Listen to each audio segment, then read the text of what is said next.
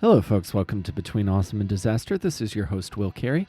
I appreciate you tuning in. Hope you're doing well, staying safe, taking care of those closest to you, and avoiding the myriad of things that are trying to kill us. That's going to be that's the motto for summer 22: avoiding the myriad of things that are trying to kill us. If I sound more upbeat, if I sound pretty upbeat, this is a rare Saturday recording that I'm doing the monologue on, and by the time you're listening to this, I will be driving a convertible somewhere in California.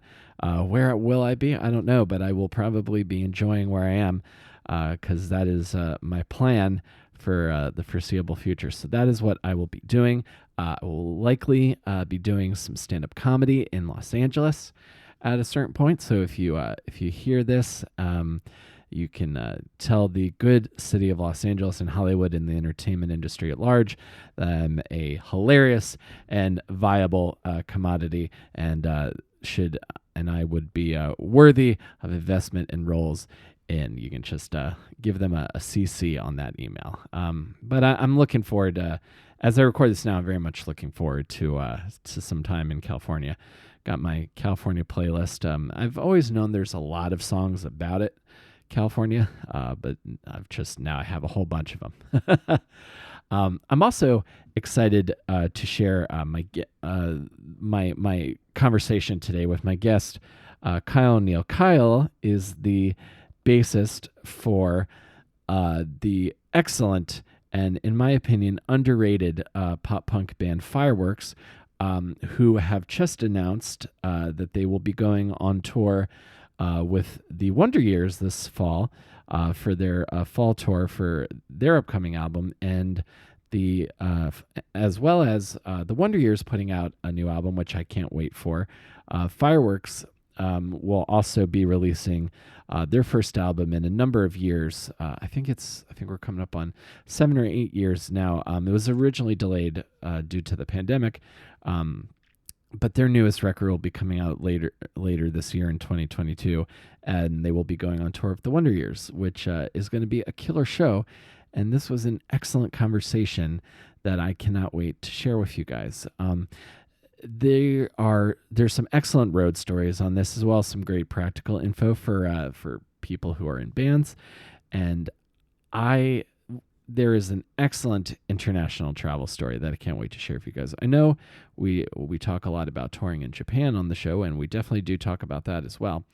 But there's a great story of an international tour in South America and Central America that I can't wait to hear you guys' reaction to. So thank you guys again so much for checking out this podcast. If you're a Fireworks fan and this is your first time listening to the show, I really appreciate you taking a gamble. If you enjoyed this and want to listen to other shows that I've done a ton of interviews with members of Hit the Lights, Mitch Allen from SR71, Jared from Bowling for Soup, Will from Cartel. I've got a ton more excellent pop punk and pop punk related chats to share with you. So thank you guys again for being here. And I'll also say, if you're listening to this on Apple Podcasts, if you could do me a favor and leave a 5-star rating and a positive review on Apple Podcasts, that helps other people find the show on that platform, and I would be tremendously appreciative of that. And all applicable links related to me, if you're curious about who's this ray of sunshine booming out his thoughts and feelings via the internet in podcast form, you can go to awesomedisaster.com, find out more about everything related to me. So thank you guys for being here, and let's talk to Kyle from Fireworks.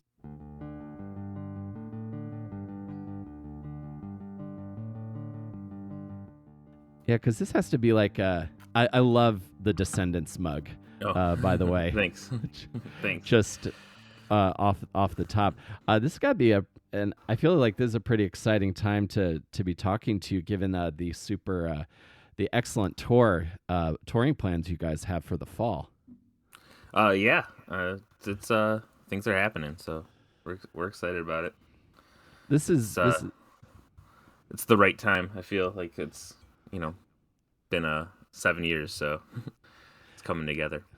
Yeah, totally. And if I my research does me correctly, like this new album has kind of been waiting for a while and is now finally getting to come out. Yeah, I don't know exactly when yet. But yeah, it's just the pandemic had other plans for us, so uh we wanted to put it out in 2020, and Mm-hmm. but we didn't really get to complete it because of the world. So Sure. so now it's finally coming together, and we're excited about it. Yeah, that was like the decision in 2020. It was like lots of bands. I feel like lots of bands like either decided to sit on releases or they just like put them out, or a few bands decided to put them out and then immediately start working on something else.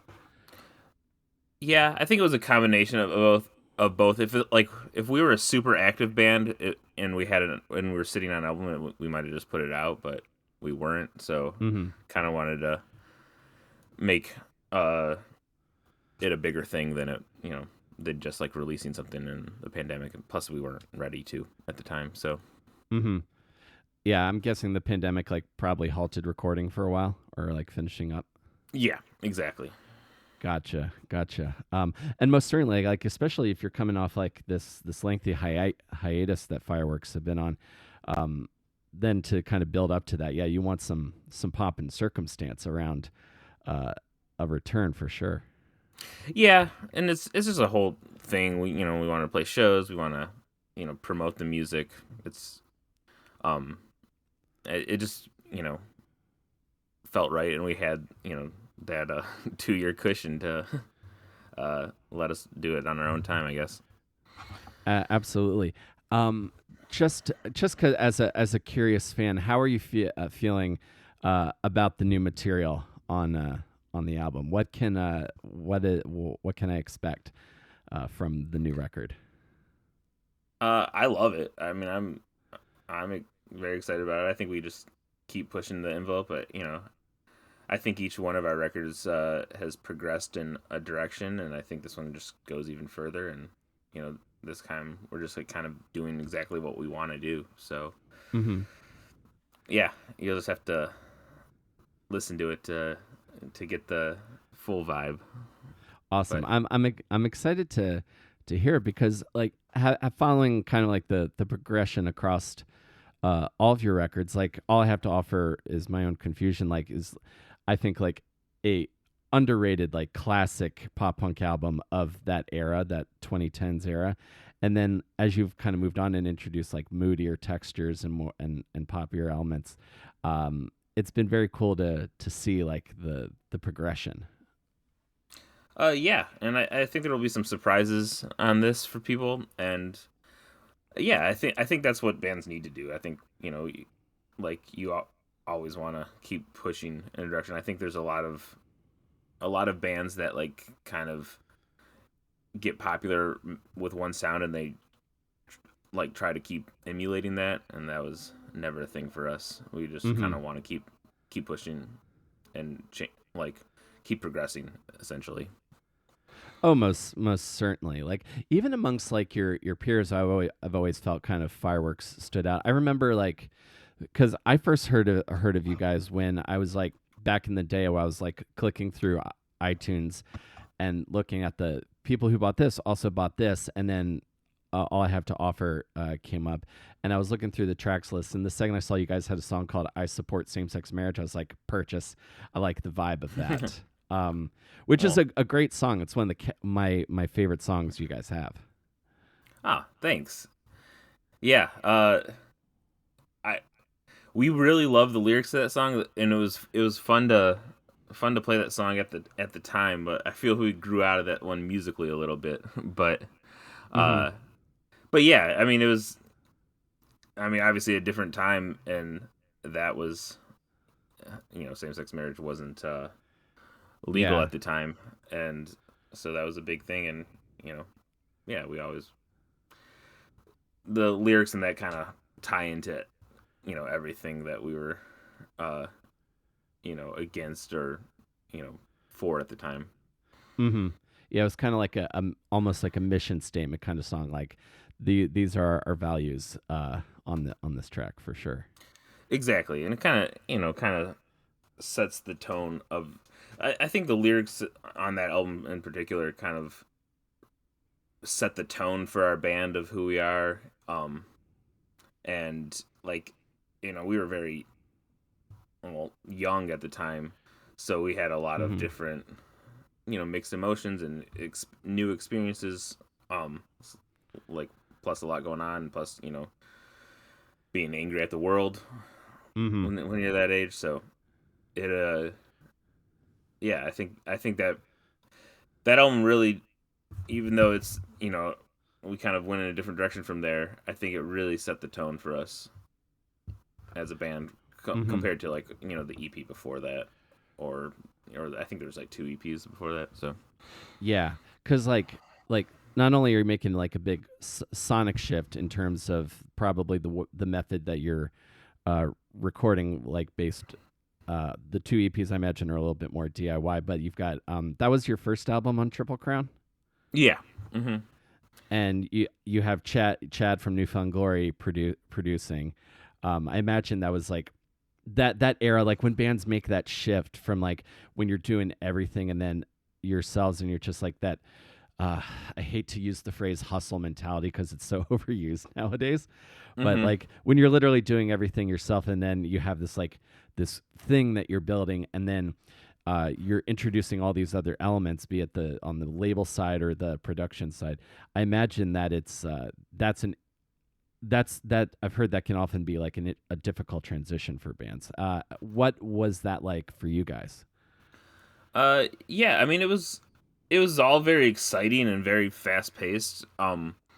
But it was like before we signed to Triple Crown, we toured for 3 years on a 6-song EP and a couple Misfits covers. Uh, so like we didn't know like what we could continue to do. We didn't know if we were going to be a band anymore because just like we just needed an extra push and something to happen. Uh, and it was a completely different era. Like now, I don't think new bands have to tour to get attention.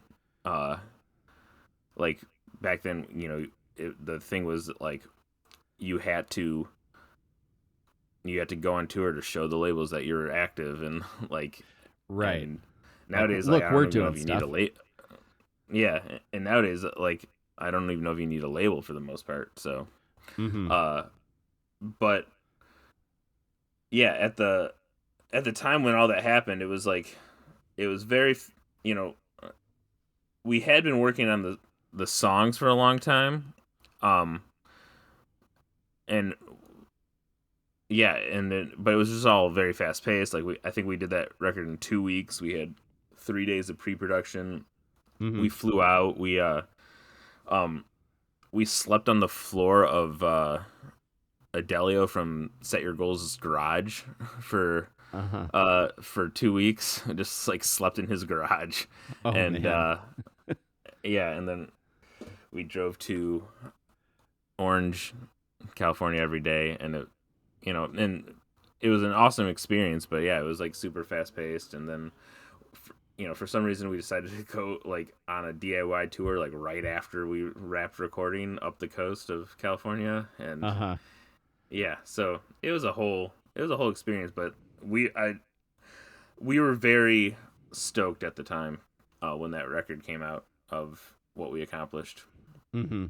As well you should be, because it's a phenomenal record. Like I still like it's still in my rotation even after all these years. I love that album so Awesome, much. thank you.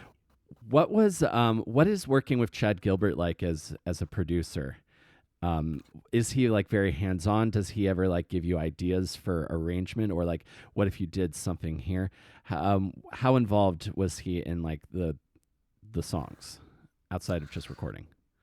Um, yeah, he was. I mean, he was pretty hands on. Um, and there was, a lot of push and pull there. Uh huh. But we kind of, spent um 3 days tearing apart the songs and and then yeah, like he has a lot of opinions, and so do we. So Uh huh. there, there's some disagreements, and there's some like really good compromises, and like good ideas coming from both ends. So it was cool, and then it like really set us up to like work with Brian McTernan on the next two albums, who's just on another. He's been making some amazing albums for years, and it Hmm. was and those times we spent like a lot more time in pre-production, and he was very hands-on. And yeah, uh but yeah, it was a good experience. Like, it was all great experiences, especially at the time when we were young. We'd never worked with a producer before, and like, Hmm. it was someone who had been around for a while, Yeah. and we became friends at the time. So it was, that made it sound like we're not friends. We became friends, but Hmm. um uh so it really helped us out as a band, and it was cool. That's excellent. I've never worked with and all the times I've recorded, I've never had like a producer or an outside voice. That's like I think the next step I want to do because at least for like the recording stuff I've done, like my my guitarist and I will just go over and over and over things until we just like go drive ourselves insane. Um, like just like changing the way doing like numerous vocal takes and like stuff like that. Yeah, I mean um that's where an outside perspective comes in handy, and that's like the biggest thing. Mm-hmm. But um you know at some point you kind of just know, like, get to a point where your band, and like what decisions you need to make, and like you can Mm-hmm. work it out yourself. So sometimes like it's better to have a little more hands off producer, or produce yourself. Mm-hmm. And I think you know that might be where we're at now. But yeah, it was, at the time, it was very helpful to kind of have someone to like get us to focus and push us in a direction. Absolutely, absolutely. I could see that being like very and from like uh almost like an educational experience at that point in your career because now you've been a band for so long. Yeah. So many more things than when you did previously. What's like something really important that you've learned over the process of recording that's really stuck with you? Um. Hmm. I don't know. I think that I don't know. I think the main thing is that, like, you don't have to overcomplicate things. Like, Mm-hmm. simple can be good, and um like, you got to follow your gut with things, and like kind of stick with that, and stop second guessing yourself. Uh-huh. So I think, like, once you get to the point in the studio, like, if it sounds good for you, like, it's probably good. Yeah, absolutely. Because I think you'll know if something's not right. You'll feel it. Mm-hmm. So No, no, totally. Especially because I play bass in my band too. So like okay. the urge to want to, um, I guess overcomplicate or think, oh no, just because I've heard so many jokes about guitars because I played guitar first and heard so Hmm. many jokes about like just the safety of the root note, and I've made plenty of those jokes too. So I always feel this kind of need, like, can I play any extra notes here? Like, no, you don't really need to. You can just do the Yeah, root. yeah, for sure. I mean, sometimes it makes sense, sometimes it doesn't, and so, like, I believe that it could be simple and very, very great. I mean, there's times where you want to be showy, or it makes sense to move around, and that's Mm-hmm. cool too. But it just all has to feel right. Yeah, especially like because I feel like this kind of music like thrives on simplicity. Like the best stuff is the most simple. Like Blitzkrieg Bop is a classic after 50 years, Sure, and exactly. That's a it's just case in AD. point. Yeah, yeah, exactly. And then it's just, hey ho, let's go. You can't get much more simple than that. Yeah. Hmm. Um, so you guys toured for 3 years before that album on those two EPs, and you guys are from Detroit originally. Yeah. Now, I'm as an outsider, I am curious, like what growing and you grew up in Detroit, Right outside. We're mostly all from a suburb called Livonia. That's right outside Livonia. of Detroit on the west side. Gotcha. So you're not like in the middle of like RoboCop bombed out buildings, Detroit. You're like a little further away from that. Yeah, as far as like where we grew up, yeah, for 100%. But Hmm.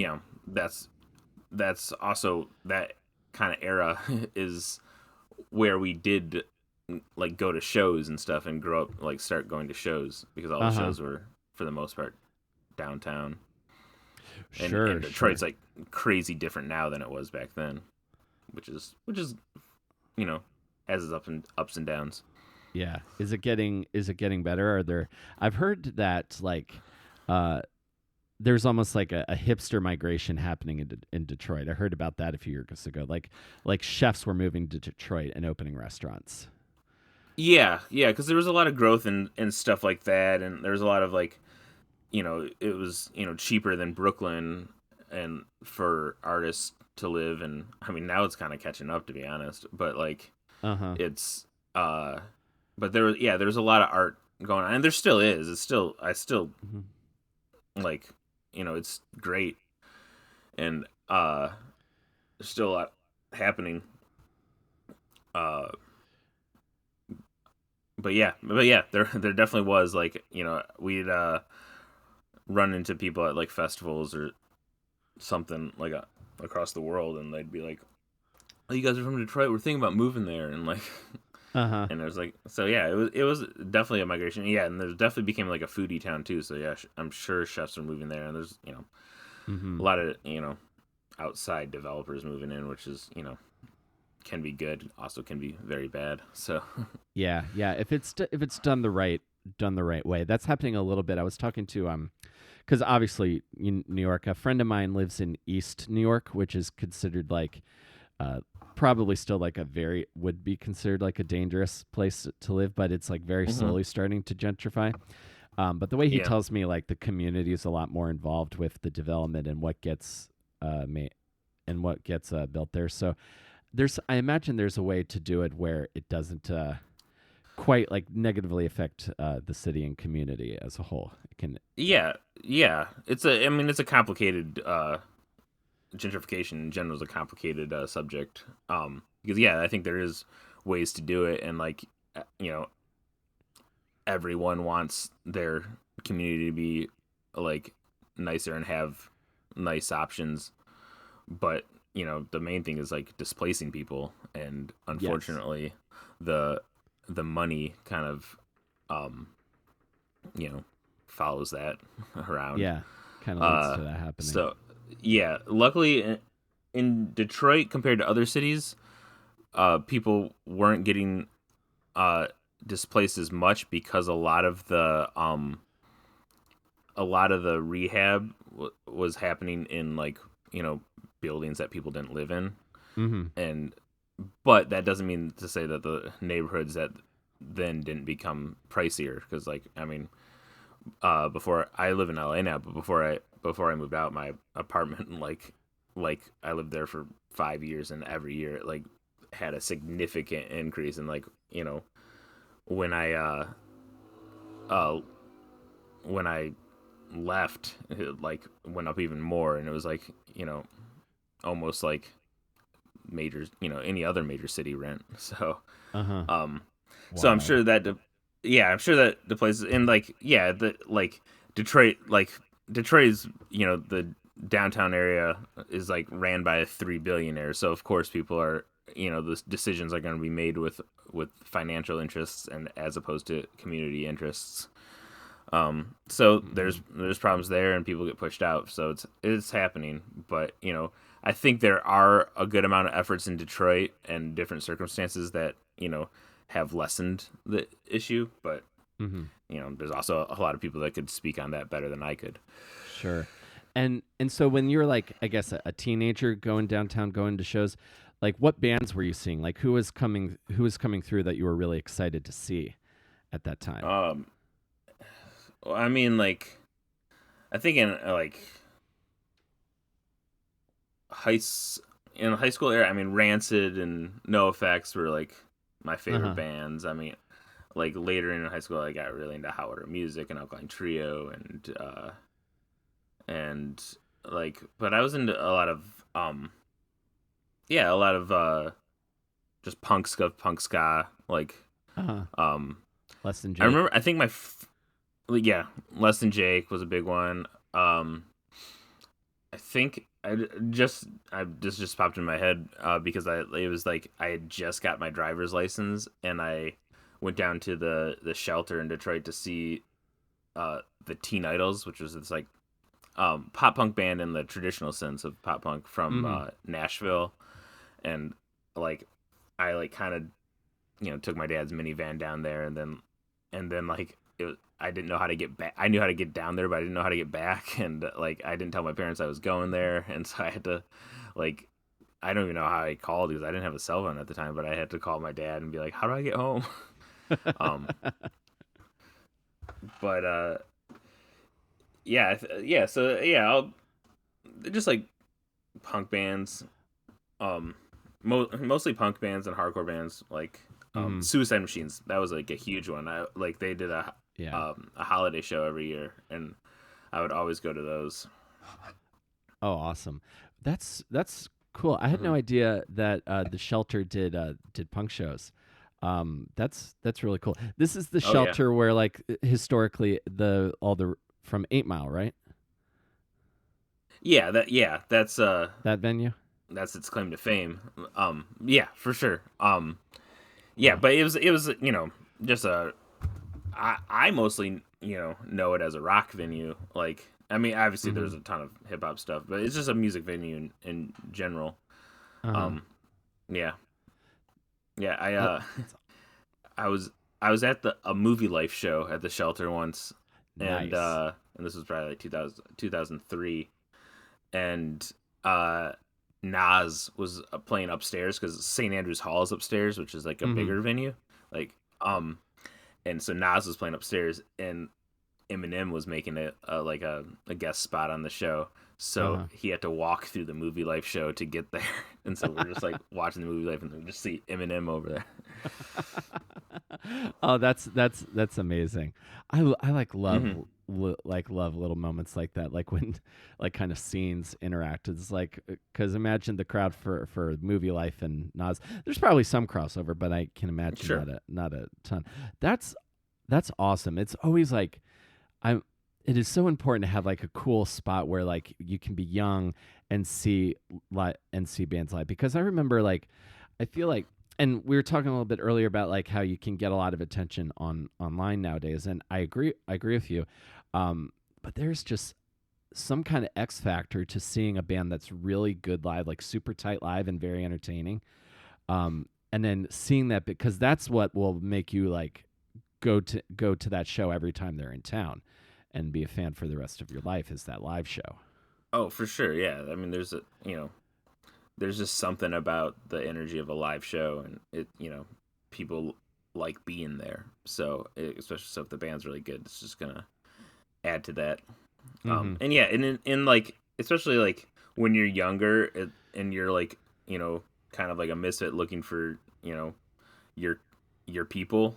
Mm-hmm. Uh, it's it's nice to have like a small DIY venue. And the shelter's not a DIY venue. It was like a Live Nation venue, but um like we had those too. Like my first show was at a place called Pharaoh's Golden Cup, and it was like uh labeled as a coffee house, but it was really just like a punk venue, Uh-huh. like a rock venue, and it was like a haven for like underage smoking, and it Mm-hmm. was like the first show I went there, and it was like full of mostly like teenagers to early 20s people watching like punk bands, and I like fell in love um with the scene and everything there, but I had to leave the building because like there was so much cigarette smoke that like I Right. like couldn't breathe.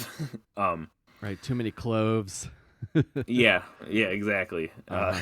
And so and that venue closed down when I was like 15.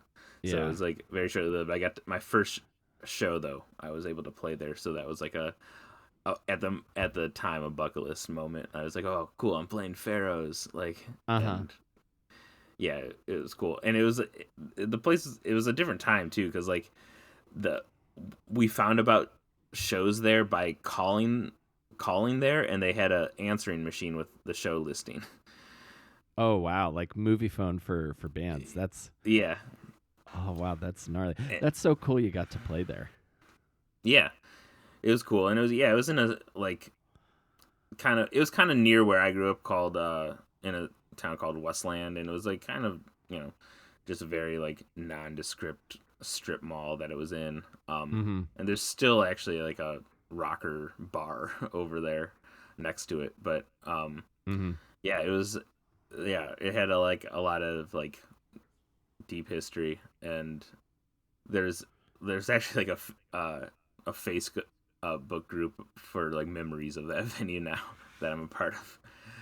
Um, but yeah, so that was my first taste of like, oh, there's like this community of behind the punk rock and hardcore and such, and then like Mm-hmm. that progressed, and then like we became like very involved with like the hall shows. Like we would book hall shows, Mm-hmm. and so my basically like from being 17 to like you know like mid 20s, we were like renting American Legion halls and VFW halls and like throwing shows. And there was kind of like in the Detroit area, there was a scene in the west side suburbs where we were from, and like we kind of like were the main bookers there. And then there was like a bunch of bands like on the east side, and then we'd like bring the east side bands over to us, and we'd book them, and then like Mm-hmm. they'd bring us over there. And I mean, it's like 45 minutes apart, but Mm-hmm. it was like a different crowds. And but people would come out, all these halls would be packed, and it'd be like a very cool thing that we created. So I think that foundation is just always awesome for people, especially young, like people trying to find their place in the world. 100%. I'm vibing so hard with what you're pointing down because like those are all like life skills. I've talked about this a lot. Like the skills you learn like putting on like DIY shows, like the logistics and like the business side of it. Like this is all stuff that's very applicable like in the real world. I think, and like just to have that first little taste of like independence and like you discover that passion for doing something is like vital, I think, for like that someone that age. What it was for me. That was like the first time I remember like because it was also for me, in addition to like discovering bands, it was high school theater. Like my friend nagged Hmm. bugged me to audition for a play, and then I did, and then I was like, okay, this is what I do. It's the first time I ever like gave a shit about anything because I didn't like playing team Yeah, sports. sure. um, that was the first time I like was like, I want to work hard on this because I this brings me joy, and that was a really exciting moment. Well, yeah, that's awesome. Yeah, I kind of can relate to that too. Like I mean, I did like playing team sports. I played hockey, and I still play hockey. I love it. But at the time, when I was like getting into high school, like my freshman or sophomore year, I like all I wanted to do was play in punk bands and play music, and so I Mm-hmm. stopped playing hockey. And like I was like, this is like what I really give a shit about.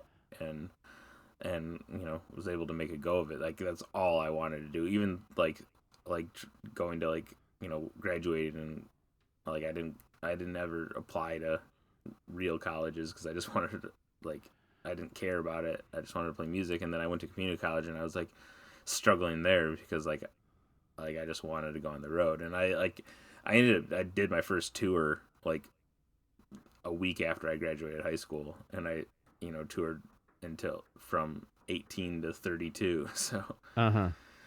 Yeah, um just on. on the road.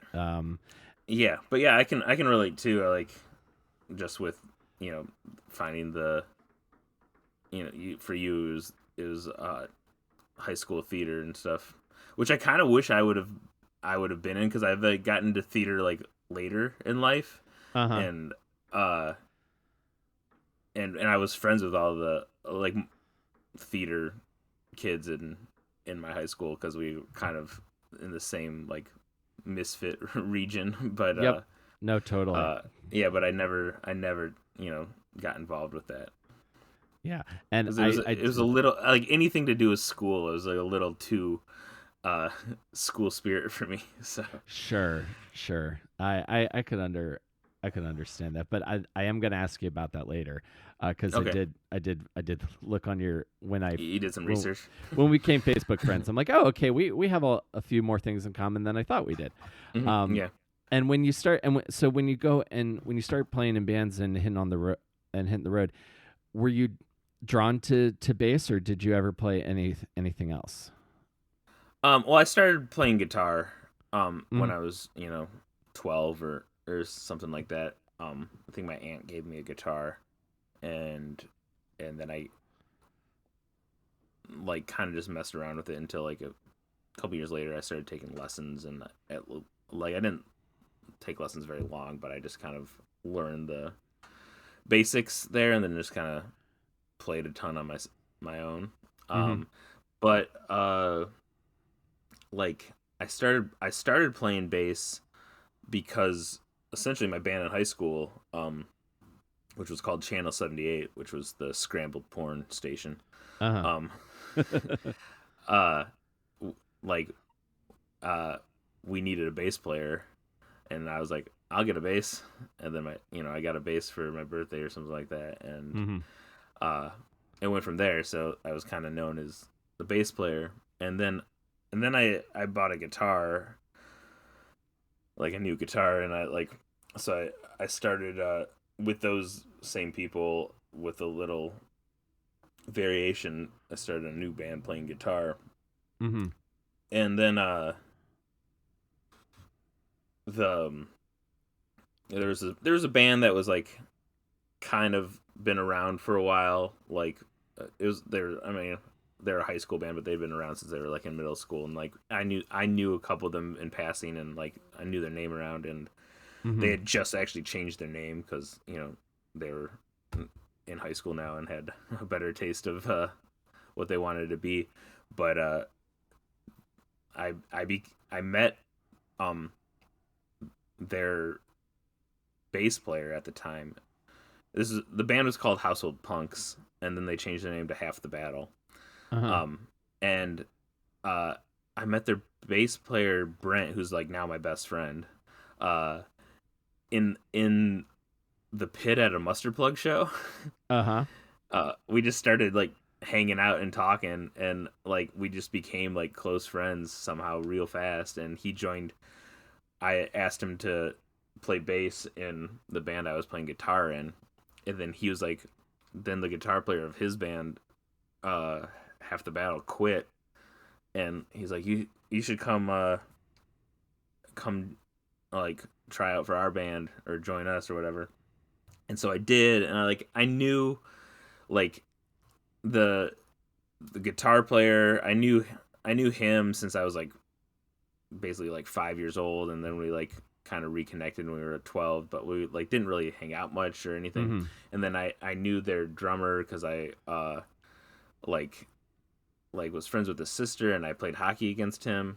Mm-hmm. Um, and so I went and like jammed with them, and uh I don't really remember the reasoning, but like they're like afterwards they're like, we want you in the band, but like we'd rather have you play bass and have Brent play guitar. And so Brent and I switched, and it like it was a really cool vibe after that. Like Mm-hmm. it just kind of fit right because it didn't kind of gel with me playing guitar with them for whatever reason. But you know once we switched, um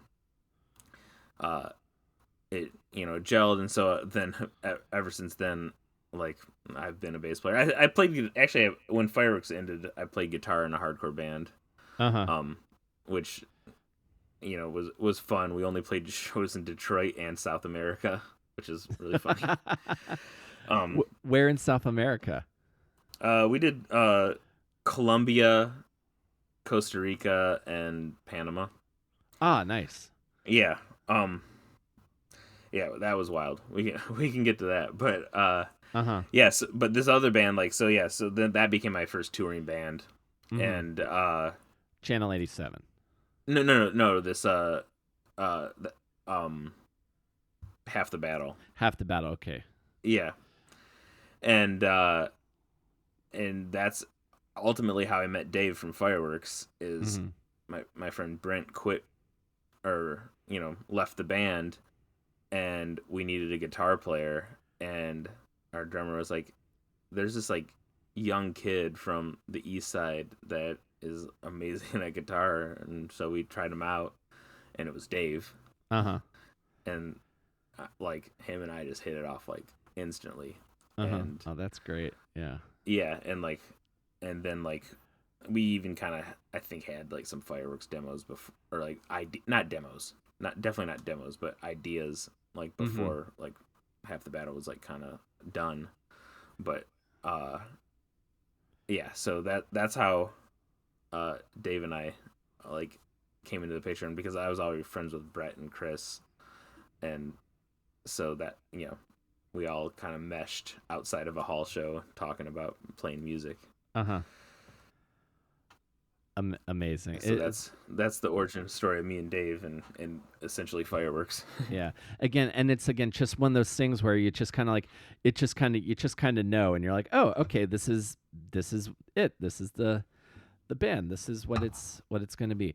And so you guys just tour like seemingly nonstop for like a number of years, once Fireworks is formed.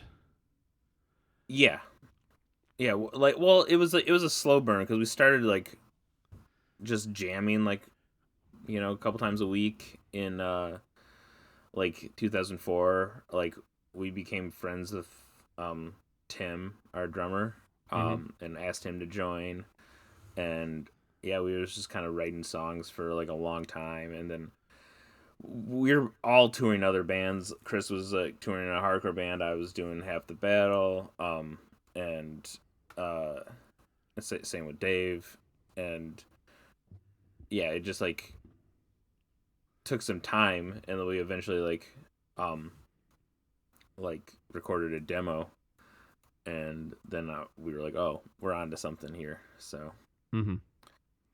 and then that kind of eventually took precedent over everything else. Absolutely. And so you start getting this buzz from the demo, and this is just more of like I'm just curious from more of a business side when it comes to touring as a band. I imagine at a certain point, like you're doing it all yourself, and then and then maybe you get a booking agent eventually. Does the booking agent like how does that affect the touring plans? Is that something that like a band should be looking to get, or should you just like DIY it until people start calling you? Uh, Again, I don't, I think it's a very different these days. Because like a lot of my peers became booking agents, and like were able to take these like very young bands and make something of them. Mm-hmm.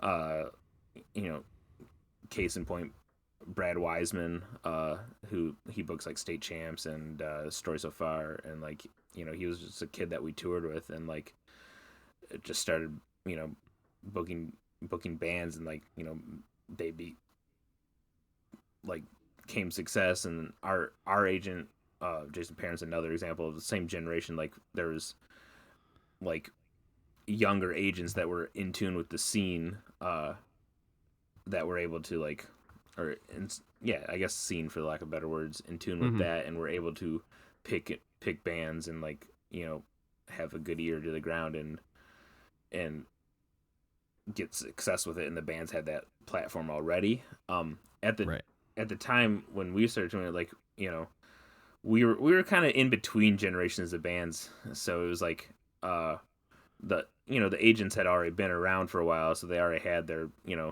their big bands and stuff like that. They didn't have a Mm-hmm. as much to prove, I guess. Uh, so it was hard for us, and yeah, we essentially like uh booked our own shows mostly via MySpace or just like through friends. Like early on, there was like a thing called Book Your Own Fucking Life, which is like a Uh-huh. zine, but it ended up transitioning onto the web, and there was like resources to book shows in different cities. So we just like reach out to whoever and be like, we need a show in this town, and like we'll trade you a show in Detroit sometime. Uh, Mm-hmm.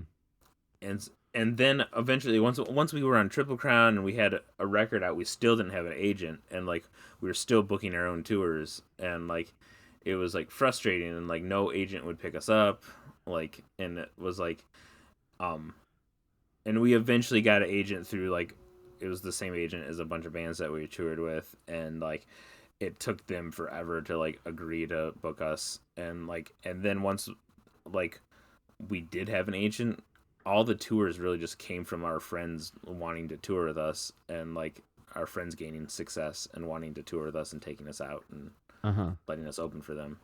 Yeah. So it's a hard thing like to justify at some points.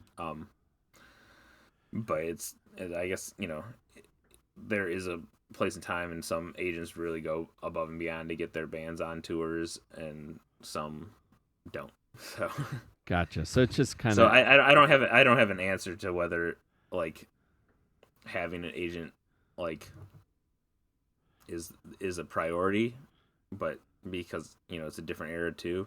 mm-hmm. But it is good to have someone like you know once you're able to be on package tour, someone like kind of in your corner, like Mm-hmm. making sure you get paid and making sure everything's taken care of. Oh yeah, that's absolutely vital. But it's interesting because there's an answer in that answer that I think is underrated. And this is gonna sound super corny and like very like anime main character, but the power of friendship is vastly underrated in terms of creative endeavors. So like just the fact that like are friends with people and know cool people, other cool people want to do cool things with cool people. So that's I think very like underlying like secret answer here. I'm picking up. Oh, I mean, absolutely. I mean, that was and that was kind of uh you know our thing too, is we were friends first, for better or for worse. Mm-hmm. uh like you know like, because we tour some bands that weren't friends, they were co-workers.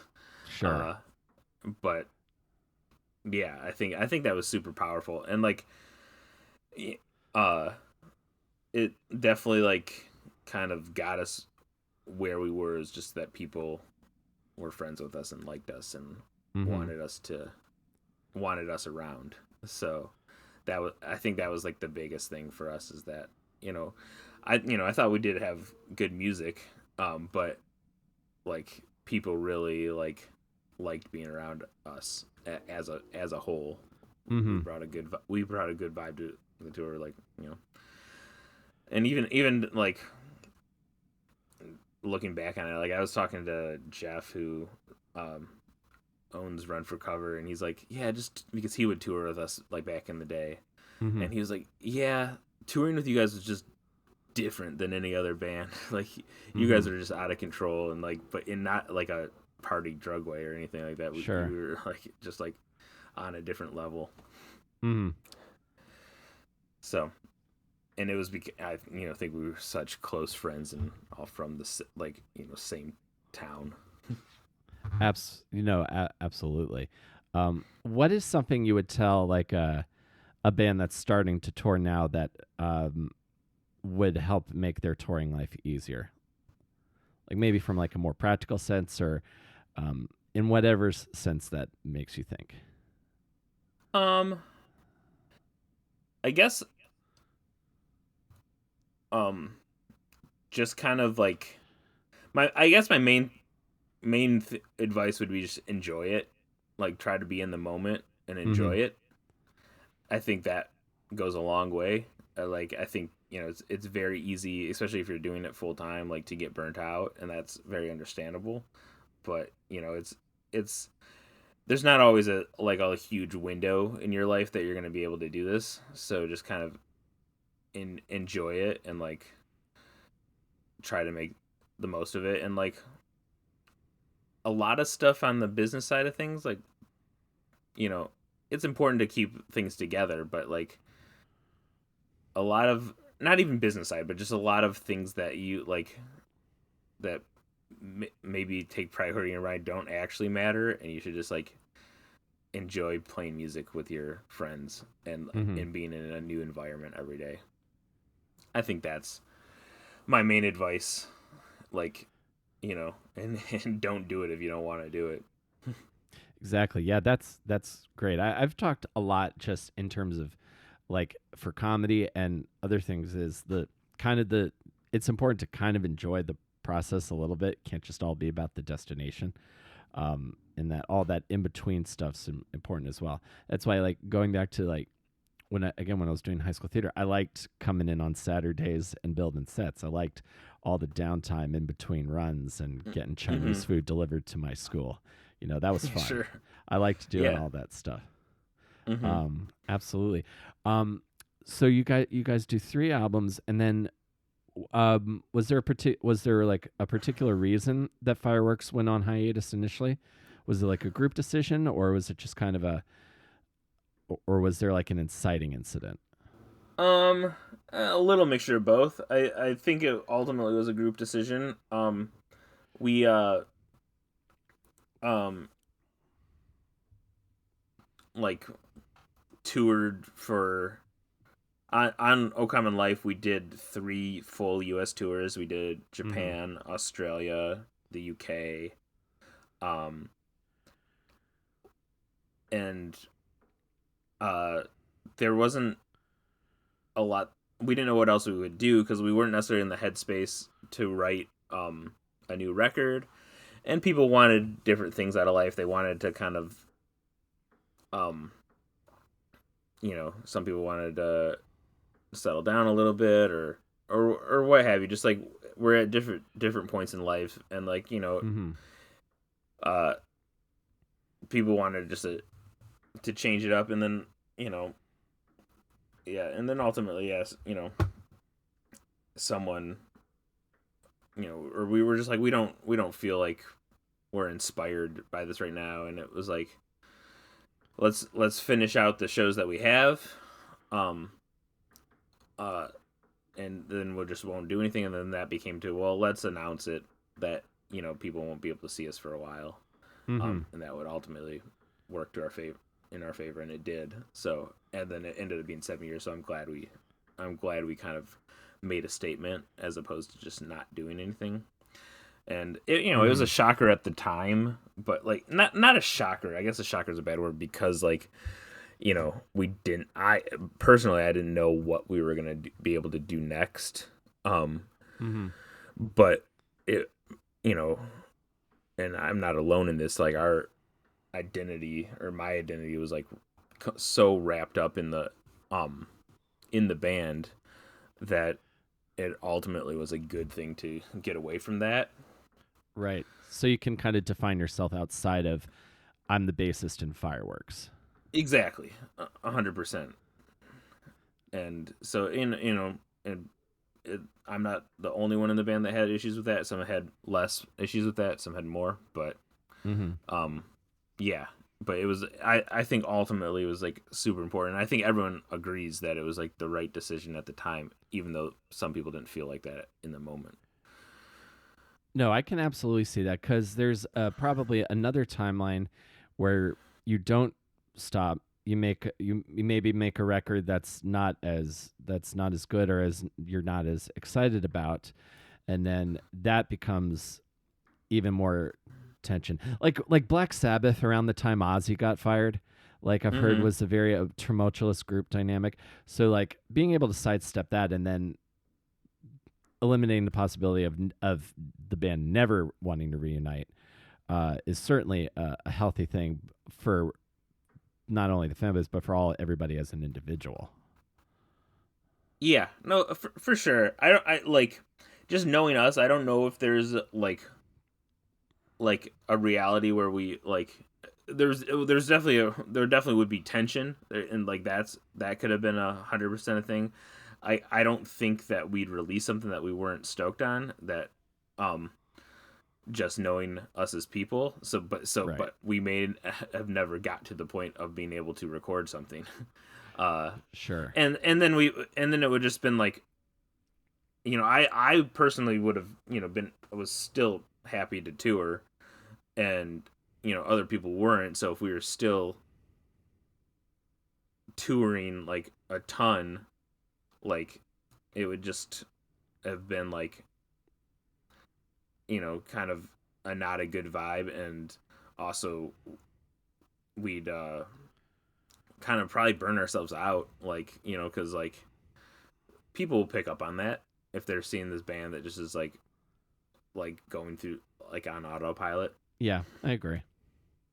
So I think, yeah, so ultimately it was just like just the right time to um do it, and we went, we were able to go out on a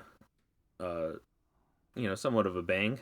Mm-hmm. um Although our last show was in Columbus on a Tuesday. So There's always a Columbus on a Tuesday. Not yeah. not too dissimilar to probably Yeah. to the Lawrence, Kansas on a Wednesday, or Right, exactly. Yep. insert whatever secondary market Yeah. there might be. I feel you on that, but it makes the return all the much more enjoyable. I can imagine. So I want to talk a little bit about during this hiatus what was going on. So you formed a hardcore band and did some international touring, and I love talking about international tours on this show. Um, Yeah. so in Fireworks, you played Japan and Australia, and I love Japan. So Hmm. tell me about some. I would love to hear some of these experiences of touring, like in Colombia or in like Central America. I mean, yeah, it was a like, oh, kind of just a wild time, and the like so this band had been formed like without me, um and they were just like a four piece, and like it was like with like one of my best friends, this guy Chris, and he was like, you should join, like, we'd love to have you. And I didn't really know any of the other guys, and like uh so I went, and I was like, I haven't played guitar in a band since I was in high school, so I had like a guitar around my apartment that I was just like kind of jamming on, and I learned the songs, and I went and jammed, and just kind of it was a vibe. And yeah, and it like, you know it was cool because, like, individually, or around Detroit, people knew who we were, so like we were able to get on like, you know decent hardcore shows, and people would, come out to the shows, and it'd be fun shows. But like a main, like, um like in like a incentive for doing the band was that we wanted to, like, we had connections in South America, and we wanted to go tour down there. Uh huh. uh so like me and Chris, who was the bass player in that band, I had gone to Costa Rica with his old band, just because I had like a bunch of airline miles that were expiring, and he's like, "You should come with us," and I was like, "Yeah, I'd love to go to Costa Rica." And um, him and I just hit it off with a couple dudes down there that, um, that we're still like talk to like all the time and hang Uh out with huh. all the time.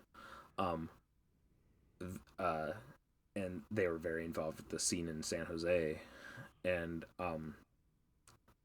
and so, and like we had gone down there just to hang out and, you know visit, and Chris had gone even a few more times.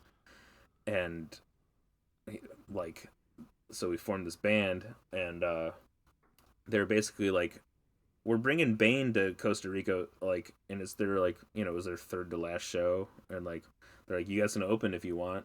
And like, Yeah. and Spirit was having super cheap flights down to South America. Uh-huh.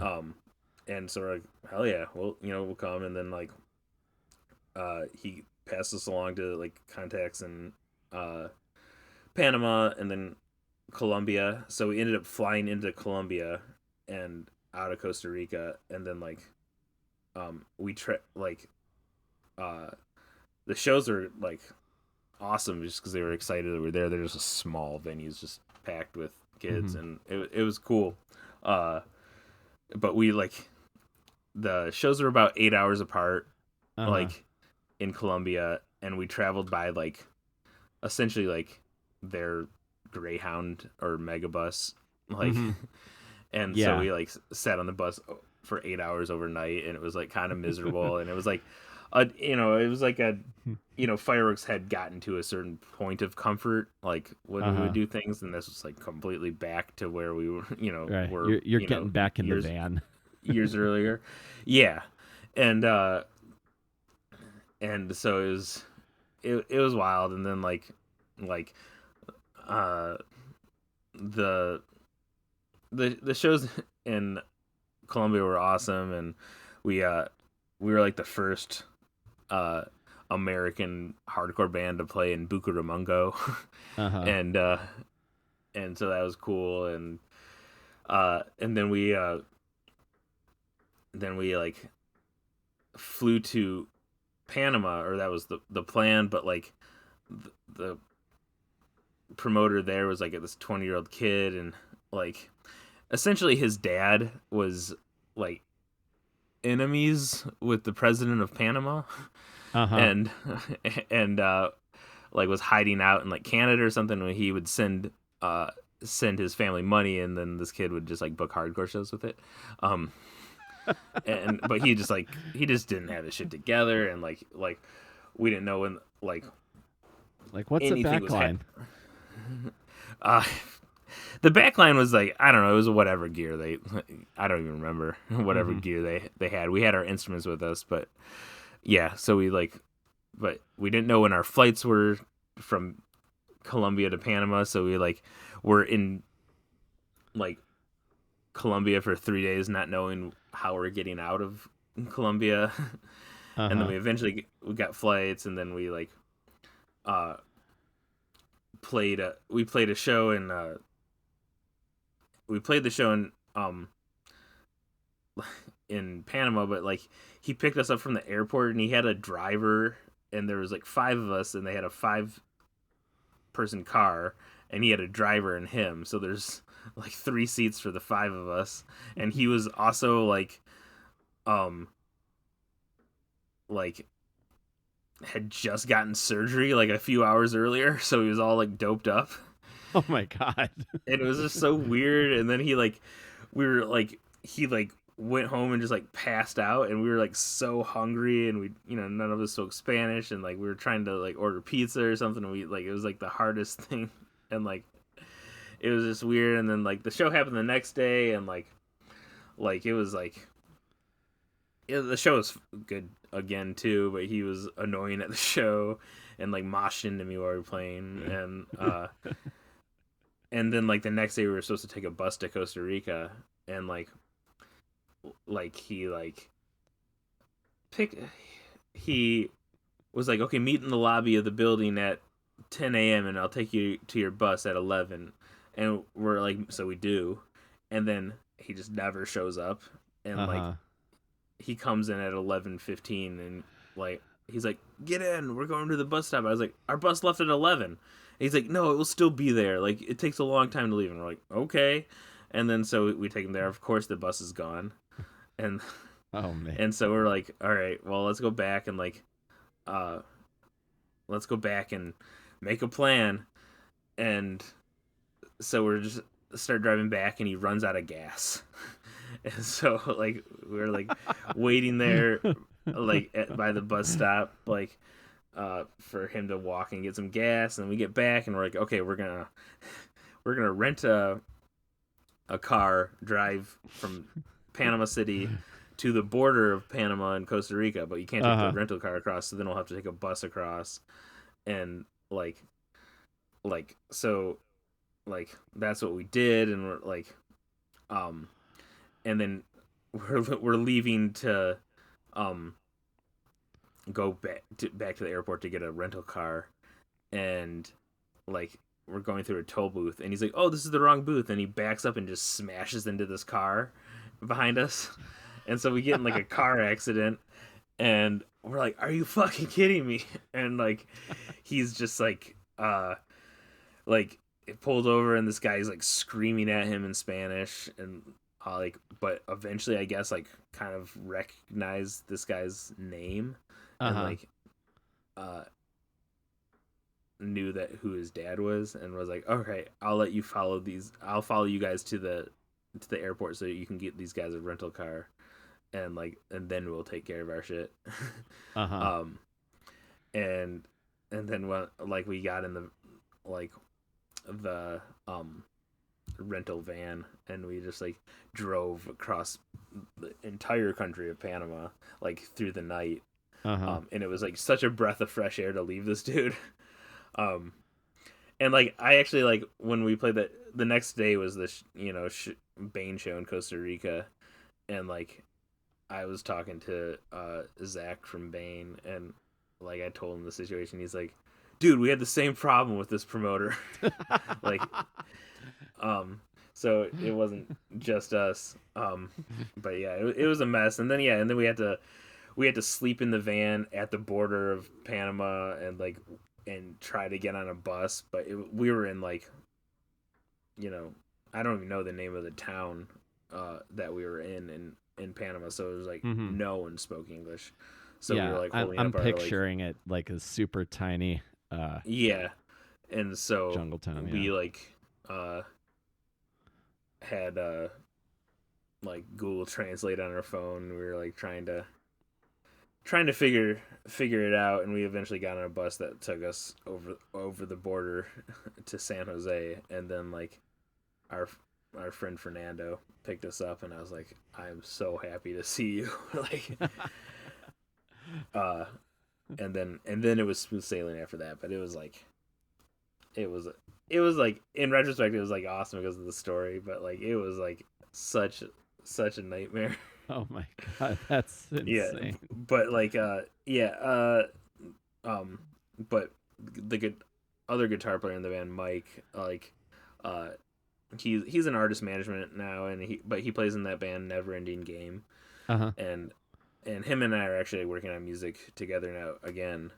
um but every time I hang out with him, because he lives out in LA too, Mm-hmm. he's just like, man, I could write a novel about that tour. like Uh-huh. it was just so insane. It was like 2 weeks.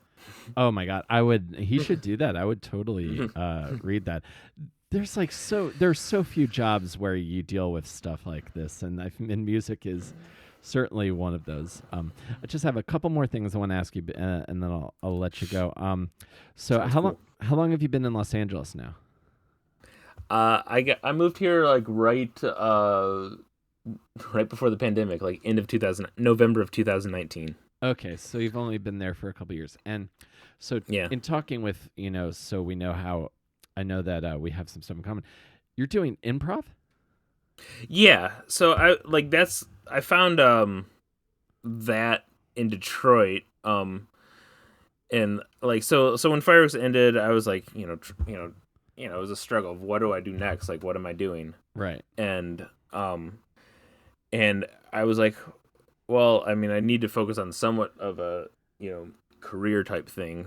And so I went back to school just cuz I kind of always wanted to like uh, you know, to get a degree, and like I had enough credits at like the community college level, like when I was home from touring, that Mm-hmm. like it transferred as like an associate's degree, so I had like I could, I was able to bust it out really quick. So I went to Wayne State University, which was like, I could walk to from my apartment, and it's, Mm-hmm. where my dad went, and I studied like media production there.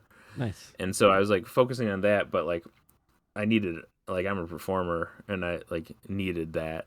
And like I've, like we were I was always into comedy and like Fireworks in particular. We were a pretty funny band as Mm-hmm. people, and like I just like kind of wanted to do that on like a bigger scale. And I had a couple friends, and we were like trying to just go see comedy shows in Detroit, and I googled the comedy shows for Detroit on Monday night or whatever, Uh-huh. and there was like Monday Night Improv, and so I went like we went to this show, and it was like this super DIY space, and it was at this like there's this it's essentially a house with a storefront, Mm-hmm. um, but it's a like the whole it's a brick house, and it's painted purple, like the whole thing's purple, and like and then there was like a marquee on it, and I Mm-hmm. always saw this because it was like there was this venue Smalls that we would play at, or I would go to shows at, in on the street in Hamtramck, Michigan, which is like a city within Detroit. um I'd always pass this, and I'd be like, what is it going on in that building? And Uh-huh. but like I just never took the initiative to figure anything out beyond that. And then like so years went by, and then I like googled this, and we went, and it was like this like super DIY like black spot, or um uh Black box. black box, that's the word I was looking for, yeah. Mm-hmm. uh yeah, it was a like a maybe 70 chairs, um Mm-hmm. and but it was packed, like the house was packed, and like um the improvisers were like just so good, and it was just like a long form improv show, and I was like, this is what I want to do. And my friend Luke Schwartz, who we played in a band called Loose Plains together, and he was in Tiger's Jaw for a bit and Make Do and Mend, Mm-hmm. um but he lived in Detroit at the time, and uh him and I kind of both wanted to transition from music to comedy, and like so we Uh-huh.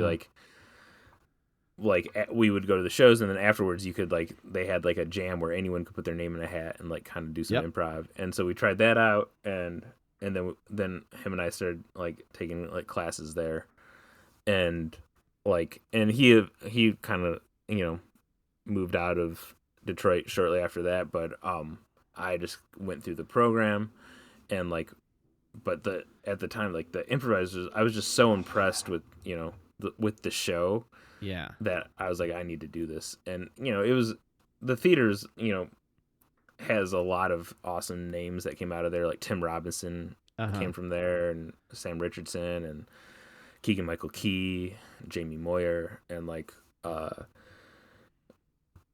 Mary Beth Monroe. Like it was, yeah, there was just like so many people that came from there, and but the people that were in Detroit still were just like just on the same level, and were just so good. Yeah. Um, and so yeah, I started just taking classes, and I was being taught by the people that were in that show, and like I was like just became friends with everyone, and then I eventually like just kept doing it full time, or not full time, but like I kept just doing it like as much as I could, and Mm-hmm. formed troops, like comedy troops, and I still have one in Detroit that's like a main thing, and we did like a live stream show during the pandemic, and Uh-huh. like whenever I go home, we try to do a show together. Um, but yeah, then there was like the theater had this new auditioned like cast called the Farm Team, and Mm-hmm. I like I auditioned for that, and I made it, and and I did that for basically until I moved Mm-hmm. for like 2 years, and like I was doing improv like 3 times a week, like a lot of times for no one or for very Mm-hmm. few audience members, but I was also on a sketch team within that so we would do a sketch show once a week, and then we'd do improv shows like twice a week, Uh-huh. and we were like, yeah, and I was just trying to make everyone I could, because I just loved it, and like you know dabbled a little stand up like storytelling. I want to do more of that, um but yeah, but I've just been, would write sketches. I've been writing a bunch of sketches. So, and then, yeah, then when I came out here, I wanted to do that, but a pandemic happened. So now I'm getting back into it. Mm-hmm. I'm doing a couple of improv shows this weekend, and, just trying to meet people to do it with it. But there are a bunch of Detroit comedy people that like have come out here. So I'm kind of in touch with them, and we're trying to do stuff. So That's super cool. That's awesome that you've gone into that world. The sketch group. I'm a tech at the People's Improv Theater in New York, and okay, the group that I work with, we just did our first show since the pandemic. So doing improv or sketch? Sketch. Okay, cool. And like we were able to pack out this like 40-seat theater because the Pit's smallest theater is all that's left. They closed their big one. Okay. So like if you can pack out 40, that's a sold out show. But it was like just so it's just so much fun. Like it's like it's a different vibe, but it's like a similar, like, again, that performer need to like for the audience is very real. So that's super super cool that you're going into I love it. And and I'm trying to do that more and focus on acting a little more, and just kind of that's what I want to do, and it's fun for me, and it scratches an itch, and so it's cool. I'm just always like in, like, I guess for the lack of better words, just entertainment, just because I work in production out here too, and so yeah, I'm trying to make a go of that as well, and then now I get to do my musical side as well. Not that I wasn't writing music this whole time, but I'm very excited to do the fireworks stuff again at that level. Oh yeah, and like I can't wait for this tour. This tour with the Wonder Years is going to be amazing. You're probably going to see me if you're at the merch booth. You'll probably see me at the Irving Plaza show because awesome. I love that. I love that space. I love that venue, and it's and yeah, we haven't played there in like I think we played there in like 2009 or 10. That was the last time we played there. Oh, super cool. Well, if it's any indication, because I just saw the Wonder Years, I think it was Webster Hall they played the Upsides and Suburbia front to back. And yeah, I was there. I was on tour with them. Oh, so. You were? Oh, nice. Yeah. Mm-hmm. That's super cool. What were you doing on that tour? I was driving a truck for them, a merch truck. Oh, nice. So yeah, I they came to play LA, and like I was between like production jobs here, and they're like, you should come on tour and drive this thing, and like I was like, okay, yeah, like, and it was fun. It was like good to be back with them because I've spent so much time with them, and then that probably jump started this tour happening. So that's super cool.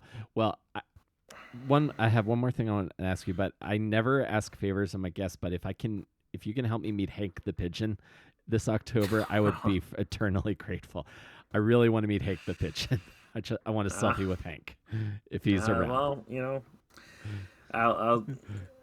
I'll see what I can do, I guess. Yeah, if you put a good word in for me with Hank, I'd appreciate it. Yeah, I kind of would avoid him as much as I could, so we're not on the best terms, me and Hank. I see. But the Wonder Years do owe me a lot, so. Yeah, well, so I love. I'll see if I can talk to him. Thanks. And one last thing I'd love to. I want to ask you: when you played Japan, did you play with Secret 7 Line? That band? Yeah. No. We did not. I'm excited that you've heard of them. How is the Japan? No, I have not heard of them. Oh, they're great. They're great. They're like a very cool, like melodic, like kind of skate punk band. I think you would like them a lot. And they're from like Tokyo or just Japan in general. I can't remember what city they're from, but I feel like when American punk and pop punk bands come through, a lot of them play with Secret 7 Line. They're just like they're gotcha. a pretty big band. But what was your experience in Japan? Oh, I mean, it was awesome. Like, shows were great. I mean, we sold out our last Tokyo show, and it was awesome. Like, the shows are super small and intimate, and so it was like super cool. Mizuki, who runs Ice Grills, our label out there, he's awesome. I'm sure we'll be working with him on this one. Cool. And yeah, he always takes great care of us, and everyone's awesome. Just over this, it's just such a cool country, like, and people are stoked that we're there, but and it's like a culture shock, but in like an exciting way, like not like you're out of your element way. Like, everyone wants to be helpful. Yeah, it's just awesome. Yeah, I don't really remember too many of the bands that we played with over there, like, except for this one band called Doggy Hoods. And they were like a kind of like a integrity type hardcore band. But they're awesome, and they had a song called Beast of Mosh, and cool. their guitar player was our driver. His name was Bones. Cool. That's a good name. It's a good hardcore name. He went by Bones. Bones. Yeah. No real name given, just Bones. Exactly. So Japan's great. I mean, I hope, I don't know what we're doing beyond these shows show wise, but it'd be cool to play Japan. Awesome. Well, I hope you get to do that again. And what else can we plug before we get out here? So your Fireworks will be on tour with the Wonder Years in October. And what else can we plug before we get out? Well, I don't know when, but we have our album coming out, Higher Lonely Power, at some point this year. Ideally, maybe this monkeypox thing will delay that or something. I don't know. Right. But we have with that, yeah. I mean, like, you can follow me on socials like Twitter and Instagram is @Kyle O'Neil. Other than that, I don't really have anything specific to plug at the moment. Awesome. Well, dude, I can't wait to listen to the record, and I look forward to the tour this fall. And this has been really great getting to chat with you, man. I really appreciate you taking time to be on the show. Yeah, likewise. Thanks for having me. Absolutely. Cool. Would have you on again anytime, or anyone else in the band anytime. Right on. I'll put that word out. Sounds good. Thanks, man. Yeah, thank you.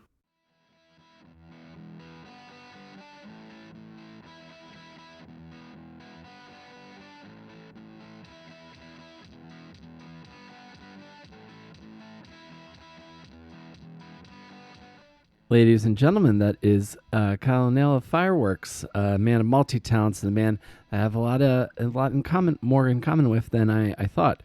That was a great conversation. I'm so glad I was able to have that and to share that with you guys. If you're not familiar with Fireworks, they've got 3 full-length albums, multiple EPs, and their newest album, which should be out sometime in 2022, is going to be called Higher Lonely Power. So make sure you follow them wherever you get your music. Keep an eye out for when that's released. And then you can catch Fireworks on tour this fall, supporting the Wonder Years on their Hum Goes On Forever tour, which will be starting October 6th in Pittsburgh, Pennsylvania. I will definitely be at that New York date. That I can't wait to see that show. And thank you guys so much for listening to this. That is our show for today. If you enjoyed this and want to listen to more of this podcast, we are available everywhere you get your podcasts, Apple, Stitcher, Spotify, and you can find links to everywhere you can get the show, all of my social media, everything related to me at www.awesomedisaster.com. And if you want to go a little bit further to support the show, we do have links to our merch shop, as well as our Patreon, which is patreon.com/awesomedisaster. If you want to support the show a little bit more, I sincerely appreciate it. I also want to let you guys know, after far too long, my band Bright Ugly's first recordings are now available widely on all streaming services. Our Spotify page just launched, so you can check out the link for that in the description, as well as you can check my Instagram. Bright Ugly is now on Spotify, and we'll be releasing more singles this fall as well, so keep an eye out for that. And thank you guys again so much for being here at a weird time in world history, but a time that nonetheless I am deciding to make the best of, because that is really the only way that I can think of to go through day to day. And that's where I draw strength, and I draw strength and joy from being around people and doing I love and doing things that I love. And I hope you have something similar as well. So thank you guys again so much for being here. I will see you next time between awesome and disaster. Stay safe, wear a mask, get vaxxed and boosted, stomp out fascism. Take care, everybody.